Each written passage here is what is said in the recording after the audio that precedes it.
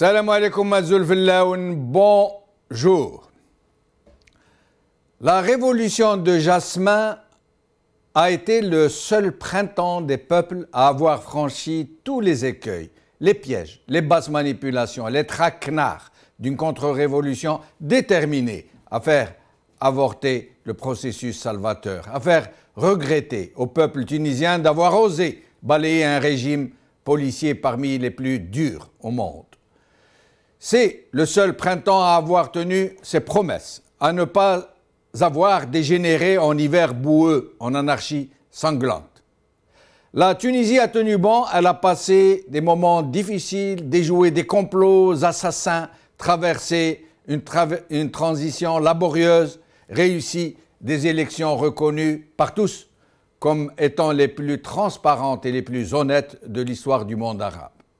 Dans le même temps, même si son économie et donc sa principale ressource, le tourisme, ont connu des phases de stagnation, voire de recul, même si la société tunisienne a quelque peu vacillé sur ses fondements, après les coups de boutoir d'un terrorisme qui cherchait visiblement à y semer l'anarchie et la dévastation, le peuple tunisien a su rester ferme sur l'essentiel qui le fonde. Ce peuple affable, un peuple d'esthètes bienveillants, dont la plus grande richesse est son civisme, son pacivisme proverbial, sa modération en toutes choses, a réussi à tracer sa route, malgré les embûches, vers une démocratisation réelle, vers un renouveau prometteur. Mais l'exemple tunisien était trop menaçant autant pour des régimes arabes ou dits arabes qui craignent que ce précédent ne finisse par se répandre chez eux, qu'au sein d'autres forces supranationales occultes qui ont de la démocratie et des souverainetés populaires une vision qui est loin d'être celle érigée en trompe-l'œil. Et ce ne sont pas les djihadistes obtus qui manquent pour servir de bras assassins, des pseudo-djihadistes qui essayent, qui savent à qui ils servent en vérité, qui activent en connaissance de cause, puisque agents rémunérés des opportunistes d'un bien opportun djihad, des sergents recruteurs qui parviennent à embrigader de jeunes écervelés, à les convaincre qu'au moment même où ils seront tués, après avoir commis des carnages, ils se retrouveront au jardin d'Éden au milieu d'innombrables hurriyettes. Des zombies obtus utilisés à leur insu, ceux-là, qui ne savent pas que les feuilles de mort qu'ils serrent sur leur poitrine, accrochés au linceul qu'ils portent sous leurs vêtements de ville, ont été concoctés dans des officines qui n'ont rien à voir avec l'islam. Ces fanatiques qui sèment la mort et la dévastation, qui aiment la mort et haïssent la vie, qui croient très fort qu'ils sont des martyrs de la foi, ne savent pas qu'ils servent des intérêts sordides et chafouins. Ils ne savent pas, en exécutant leur monstrueuse besogne, qu'ils frappent une nation en plein cœur, qu'ils réduisent à néant les efforts titanesques de tout un peuple pour naître à la lumière et à la prospérité. Je signale que parmi les titres de presse que nous allons vous présenter aujourd'hui se trouve celui de Libération. C'est fini la Tunisie, c'est fini le tourisme. Un article qui a été retiré par ce journal après une vague d'indignation soulevée en Tunisie. Nous aborderons ce sujet avec nos invités. Aujourd'hui, nous allons d'abord commencer par visionner une courte vidéo. Et nous vous présenterons les journaux tout de suite après. Libération. C'est fini la Tunisie, c'est fini le tourisme par Élodie Offray. Le Monde. La Tunisie frappée au cœur par le djihadisme par Frédéric Bobin. Le Courrier international. Tunisie, 21 morts dans une prise d'otage à Tunis. Nous visionnerons la vidéo tout à l'heure. Le soutien technique vient de m'informer qu'il y a un petit problème, mais ce n'est pas très grave. Nous la verrons tout à l'heure. Aujourd'hui, J'ai l'honneur et le plaisir de recevoir M. Samir Abdallah, ancien ambassadeur de Tunisie et expert en relations internationales, et Taïeb Zahar, directeur du magazine Réalité. Samir Abdallah, merci d'avoir accepté notre invitation. Samir Abdallah? Oui, je vous écoute. Bonjour. Alors, selon vous... Merci pour l'invitation. Oui. Merci à vous. Qui est derrière cette attaque, selon vous?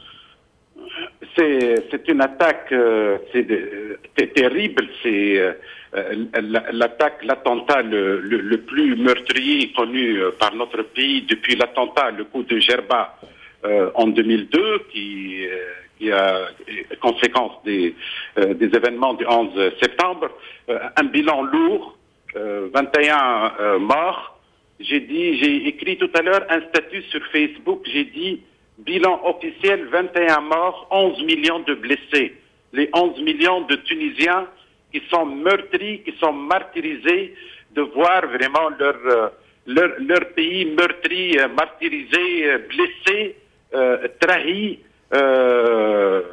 Avec cette image qui tourne partout dans le monde d'un pays devenu fief du terrorisme, je pense que cet attentat-là est une conséquence directe d'une politique chaotique, désastreuse, conduite par la Troïka, présidée par le parti islamiste Nahda, qui a vraiment démoli l'État, c'est-à-dire la chose la plus précieuse de la Tunisie, garant de la stabilité et de la sécurité. Et tout a commencé quelques semaines après la révolte du 14 janvier avec l'amnistie générale qui a bénéficié à des terroristes, la dissolution des services de renseignement, la DST, par l'ancien ministre Farhat Rachi, l'expulsion des meilleurs cadres du ministère de l'Intérieur, la création d'une police parallèle, ce qu'on appelle en Tunisie Al-Amn al-Mouazi. Et aujourd'hui même, le ministre de l'Intérieur, M. Najmeddine Al-Gharsali, a dit que l'attentat de Bardo révèle des complicités et une assistance logistique au profit des terroristes. Mais Samir Abdallah, vous entendre, donc vous impliquez cette attaque, cette terrible attaque à la gestion, dites-vous, de la Troïka et notamment de Nahda. Vous les montrez clairement du doigt, il n'y a pas de doute. Certainement. Pratiquement, il y a un consensus, c'est un constat amer que nous faisons, les experts, la classe politique, tout le monde hier s'est relayé sur les plateaux de télé. C'est une vérité qui choque, c'est une vérité qui blesse, avec ces milliers d'associations soi-disant caritatives et religieuses qui ont servi et qui servent toujours de paravent aux terroristes. Cet argent sale qui rentre, je ne sais pas par quel procédé, pour financer les réseaux terroristes. Ces terroristes, considérés par certains dirigeants de la Troïka comme étant une faza'a, c'est-à-dire un mensonge, à propos des terroristes de Jbel, Shahambi, des montagnes de Shahambi. L'ancien porte-parole du ministre de l'Intérieur, Nahdaoui, a dit que ce sont des gens qui faisaient du sport. Donc, on a voulu... Finalement, je ne sais pas, directement, consciemment ou inconsciemment, les terroristes bénéficient aujourd'hui d'un environnement, ce qu'on appelle en arabe bi'ahadina, d'un environnement d'un terreau favorable donc à ces actions terroristes. Mais pourtant, Samir Abdallah, le Nahda a toujours fortement renié ces djihadistes, elle les condamne, elle les dénonce. Et ensuite, ils ne sont plus au pouvoir aujourd'hui. Donc, est-ce que ce ne serait pas un raccourci trop facile? J'ai dit que nous récoltons les fruits, entre guillemets, de cette politique chaotique, parce que cet attentat n'est pas venu comme ça. Parce que selon vous, Nahda a écarté des anciens du régime du ministère de l'Intérieur. Est-ce que c'est ça qui... Bien sûr, parce que les premières mesures du nouveau gouvernement de M. Habib Sid, de M. Beji Qaïd Sebsi, le président de la République, c'est une série de décisions de limogeage de cadres de cadres partisans favorables au parti islamiste Nahda du ministère de l'Intérieur. C'est une véritable... Mais le président Merzouki... Du ministère de l'Intérieur, oui. Le président Mansour Merzouki, lui, n'est pas islamiste. Lui, c'est un homme de gauche. C'est un homme pragmatique. Je suis bien désolé.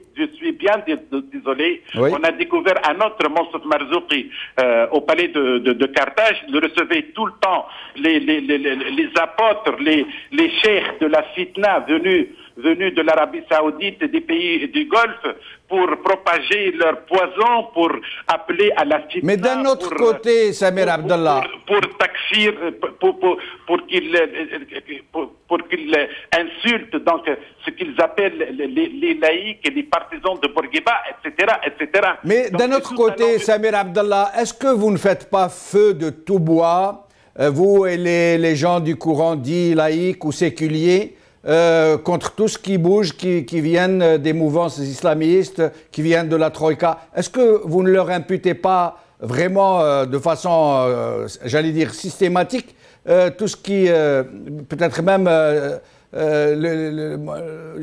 j'allais vous dire, éventuellement un tremblement de terre, vous leur auriez attribué à la limite?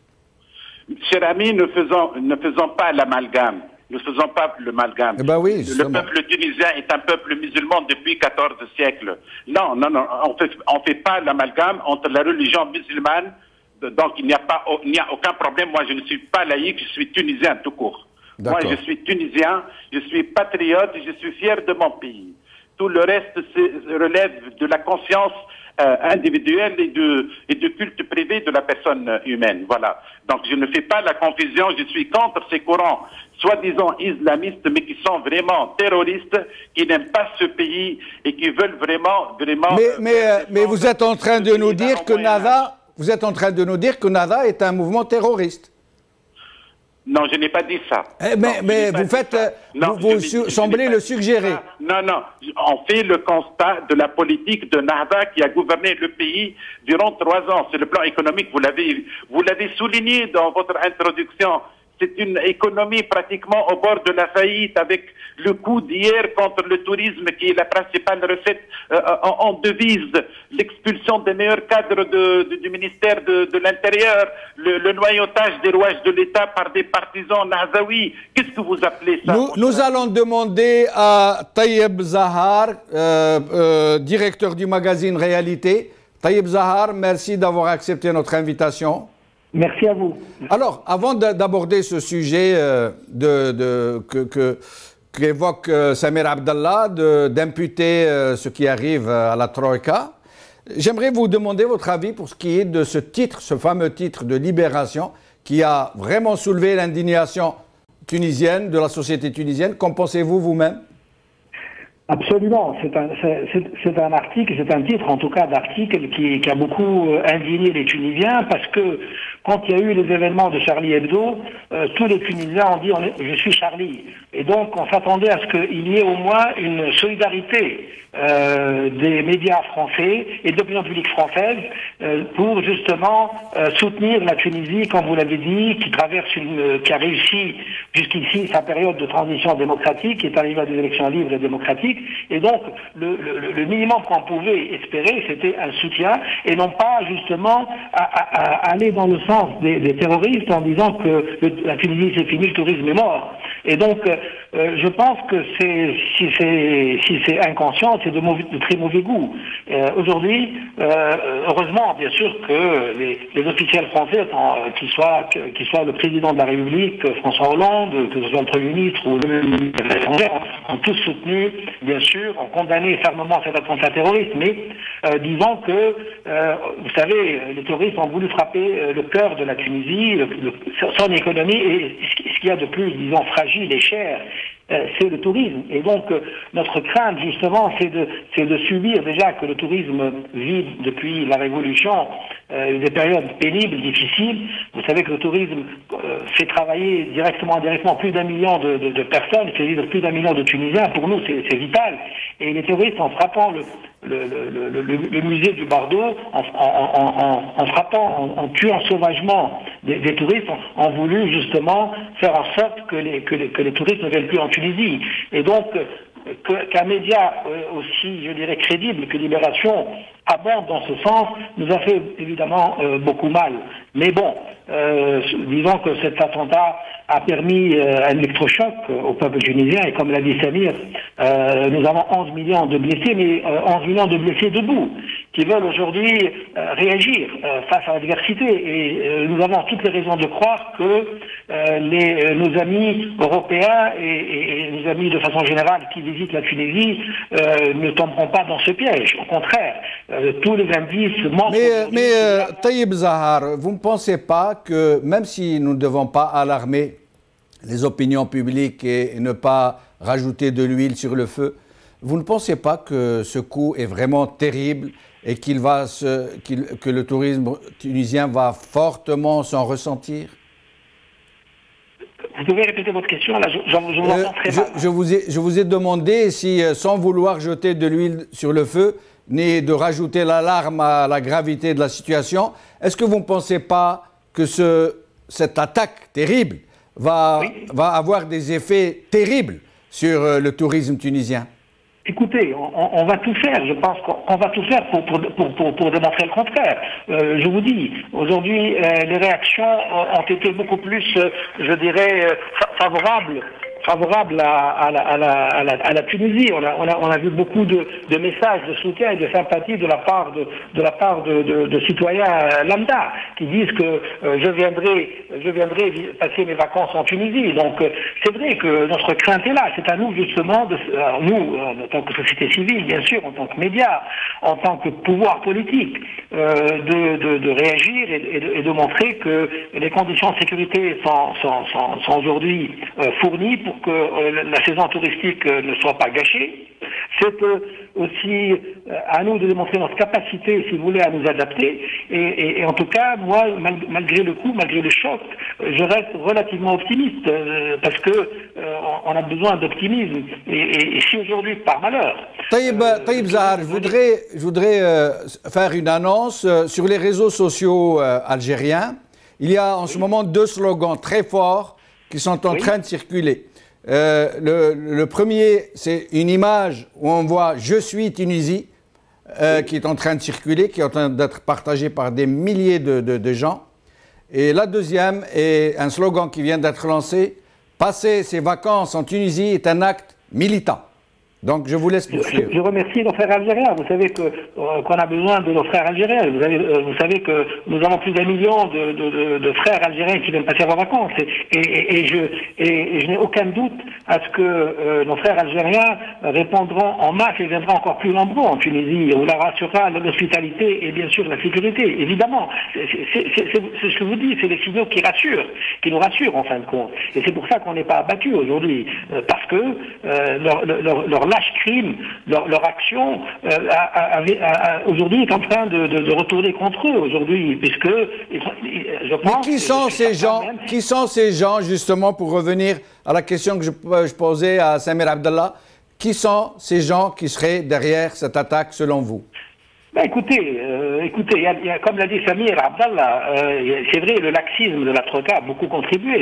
Vous vous rappelez, bien sûr, de l'incident de l'attaque de l'ambassade américaine. Moi, je pense qu'il y a 2 positions en Nahda. La première, qui pensait que les djihadistes et salafistes étaient nos frères et qui faisaient rappeler notre enfance, notre jeunesse, Dixit Rachid.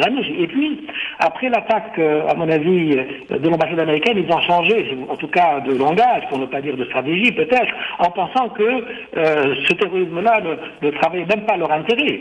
Et donc, moi, je pense que aujourd'hui, c'est vrai que l'appareil sécuritaire a été démantelé, c'est vrai qu'il a suivi beaucoup de mutations avec l'existence probable d'une police parallèle, mais aujourd'hui, le nouveau gouvernement est en train de mettre le paquet pour assainir un peu l'appareil sécuritaire, et surtout, vous savez que aujourd'hui, leur base arrière est en Libye, et tant que le problème libyen. Il ne faut pas se leurrer, il ne faut pas rêver. Tant qu'ils sont bien installés en Libye, tant qu'ils s'entraînent en Libye, tant qu'ils ont le soutien en Libye, ça va être très très difficile de combattre ce fléau-là. Et donc, alors maintenant, qui finance?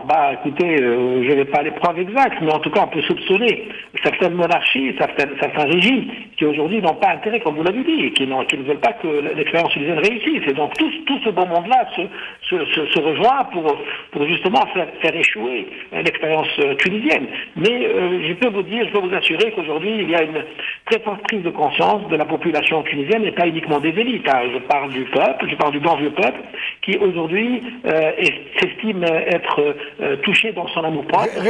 Restez avec nous, Taïb Zahar, restez avec nous. Samir Abdallah, à votre avis, comment se présente demain? Qu'est-ce qui va se passer en Tunisie? Comment les Tunisiens vont faire face à ce terrible défi qui les attend? Enfin, les Tunisiens, aujourd'hui, j'ai jeté un regard sur les réseaux sociaux ce matin, il y a cette expression extraordinaire de résistance que la Tunisie doit rester debout en réponse à ce titre vraiment tristement célèbre de Libé. La Tunisie est finie, la Tunisie n'est pas finie, ne finira jamais. Historiquement, depuis Carthage, 3000 ans derrière, la Tunisie a toujours triomphé de toutes les adversités, de toutes les hostilités. On a connu le pire à travers notre histoire. La Tunisie résistera et vraiment ce coup-là ne fait que fortifier, ne fait que faire croître donc la force, le courage des Tunisiens. J'ajoute que M. Beji Caïd Essebsi a prononcé hier un discours à l'adresse de la nation, un discours ferme, un discours qui a transmis un message fort aux terroristes et que l'État est décidé plus que jamais à en finir avec ce fléau. Et aujourd'hui même, le Conseil supérieur des armées, le Conseil supérieur de la sécurité nationale, ont tenu une réunion conjointe sous la présidence de M. Beji Caïd Essebsi. Un train de mesures ont été prises pour protéger les édifices publics, les zones de souveraineté, pour le redéploiement de l'armée à l'intérieur des villes, etc. Et je pense que, comme l'a dit Taïb Zahar, il y a une prise de conscience collective que vraiment c'est notre pays, nous n'avons pas d'autre pays que, comme vous l'avez dit, cher ami, cette démocratie, la première du monde arabe, dérange plus d'un, et que vraiment nous sommes conscients de ce danger-là et que finalement c'est la seule unité nationale autour de notre État, autour de notre armée. Mais Samir Abdallah, est-ce que cette peur, j'allais presque dire cette peur panique d'un autre attentat qui viendrait vraiment faire beaucoup de problèmes s'il se produit encore, est-ce que ça ne va pas inciter les autorités à un mode, j'allais dire, plus vigoureux, plus autoritaire? Non, je ne le pense pas. Non, je ne le pense pas. Certainement, il y aura des mesures d'urgence, des mesures d'exception qui seront prises, mais je pense que les libertés, les droits de l'homme, sont des acquis irréversibles depuis la révolution du 14 janvier. Mais je pense que avec les terroristes, il n'y a ni liberté ni droits de l'homme. C'est un fléau, c'est une peste à abattre sans état d'âme, je pense. Samir Abdallah, j'aimerais vous poser une question assez franche. En l'occurrence, devant de telles menaces sur la survie même de la nation tunisienne, est-ce que vous ne pensez pas que les Tunisiens seraient bien inspirés de vraiment s'unir dans toutes leurs mouvances politiques, idéologiques, de former un seul peuple pour faire face à ce danger?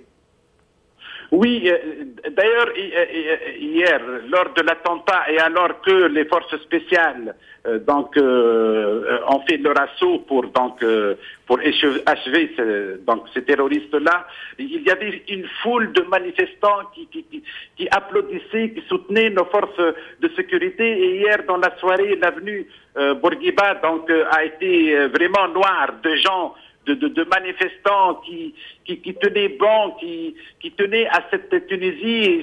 Il y a même des photos extraordinaires qui ont circulé sur les réseaux sociaux des touristes étrangers qui se sont mêlés aux manifestants, qui ont exprimé leur amour à la Tunisie, que ce très beau pays, et que finalement la Tunisie résistera malgré tout. Voilà. Merci beaucoup, Samer Abdallah, en espérant vous revoir bientôt, mais restez avec nous jusqu'à la fin de l'émission. Taïeb Zahar, quel est l'état d'esprit des Tunisiens aujourd'hui après une telle tragédie?